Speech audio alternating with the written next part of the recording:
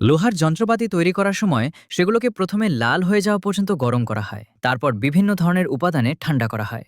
কিন্তু কেন? কখনো সেগুলো মাটির নিচে পুঁতে রাখা হয়, আবার কখনো পানিতে ডুবিয়ে ঠান্ডা করা হয়। অবাক করার বিষয় হলো, কিছু যন্ত্রপাতি আবার কলা গাছের কাণ্ডের ভেতরেও ঠান্ডা করা হয়। আর যখন গরম লোহা তেলের মধ্যে ডোবানো হয়, তখন হঠাৎ আগুনের শিখা জ্বলে ওঠে, ফলে পুরো প্রক্রিয়াটি বেশ বিপজ্জনক মনে হয়। আসলে এই পুরো প্রক্রিয়াটির নাম হার্ডেনিং এবং টেম্পারিং। সহজ ভাষায়, একটি লোহার যন্ত্র কতটা শক্ত বা কতটা নমনীয় হবে তা নির্ভর করে সেটিকে কিভাবে ঠান্ডা করা হচ্ছে তার উপর। যদি পানিতে ঠান্ডা করা হয়, তাহলে ধাতুটি খুব দ্রুত ঠান্ডা হয়ে অনেক বেশি শক্ত হয়ে যায়। অন্যদিকে তেলে ঠান্ডা করলে ধাতু কিছুটা নমনীয়তা ধরে রাখে। আর মাটি বা কলাগাছের কাণ্ডের মতো উপাদানে ধীরে ধীরে ঠান্ডা করলে ধাতুতে ফাটল ধরা বা ভেঙে যাওয়ার সম্ভাবনা কমে যায়। তাই একই লোহাকে ভিন্ন ভিন্ন উপায়ে ঠান্ডা করে বিভিন্ন ধরনের কাজের উপযোগী যন্ত্রপাতি তৈরি করা হয়। এবার এই সুন্দর দৃশ্যটির জন্য কেউ লাইক সাবস্ক্রাইব